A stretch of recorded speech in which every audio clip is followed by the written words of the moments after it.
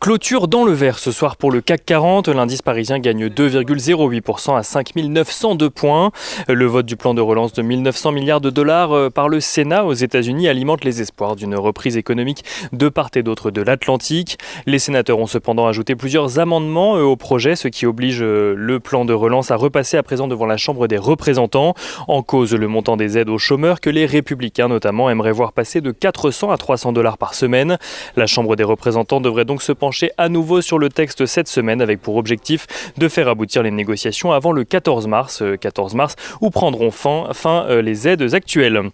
En Chine, les exportations progressaient de 60% sur un an au mois de février, une progression record qui s'explique par la faiblesse de l'activité en Chine début 2020 avec le début de la pandémie, mais aussi par la demande en hausse de nombreux pays en masques, en produits médicaux ou encore en matériel pour assurer le télétravail. Une progression donc qui porte l'excédent commercial chinois à 103 milliards de dollars. Du côté du pétrole, le baril de Brent s'échange ce soir aux alentours des 68 dollars après avoir atteint 70 dollars en séance aujourd'hui. Une progression qui s'explique par la décision de l'OPEP de ne pas augmenter sa production au mois d'avril, mais aussi par l'attaque d'une station pétrolière en Arabie Saoudite par des rebelles yéménites, couplée à la décision de l'Arabie Saoudite de diminuer de son côté sa production au mois d'avril également. Il n'en reste pas moins que les perspectives de reprise économique et la progression donc des cours du pétrole font craindre à plusieurs analystes de nouvelles poussées inflationnistes, alors que les rendements obligataires continuent à évoluer à des niveaux élevés de leur côté. Le taux à 10 ans américain est aux alentours des 1,60% depuis ce matin. En ce sens, le milieu de la semaine sera crucial pour les investisseurs avec le conseil des gouverneurs de la BCE qui se tiendra jeudi et la publication de l'inflation américaine qui sera publiée mercredi pour le mois de février. Côté valeurs, à présent à la Bourse de Paris ce soir, les États-Unis et l'Union européenne ont accepté de suspendre leur surtaxe douanière en lien avec le conflit qui les oppose sur le sujet des subventions accordées à Boeing ou à Airbus.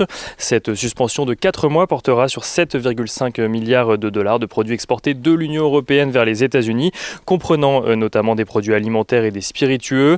Une annonce qui devrait bénéficier dans les prochains jours encore à plusieurs valeurs françaises de l'aéronautique, évidemment, comme Airbus ou Safran qui en bénéficient ce soir, mais aussi aux valeurs concernées par les taxes, à défaut d'être concernées par le conflit, comme Pernod Ricard, Rémy Cointreau ou encore LVMH. Et dans le secteur aérien, toujours, on notera que Airbus annonce 81 annulations nettes de commandes et 53 livraisons sur la période de janvier à février. Du côté des actualités, toujours, Veolia a annoncé aujourd'hui que l'entreprise fera bientôt une nouvelle proposition à Suez afin de trouver des solutions dans le conflit qui les oppose.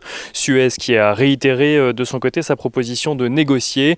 En attendant, Veolia a fait savoir qu'il bloquerait toutes les cessions stratégiques qui pourraient être envisagées par Suez.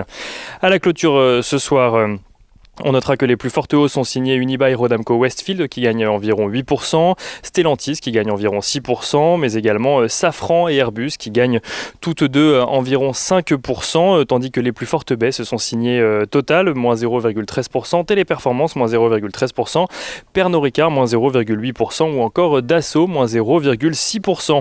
Et on finit avec l'agenda de la journée de demain. Demain, les investisseurs pourront prendre connaissance des créations d'emplois en France au 4e trimestre, ainsi que du PIB en zone euro au 4e trimestre également.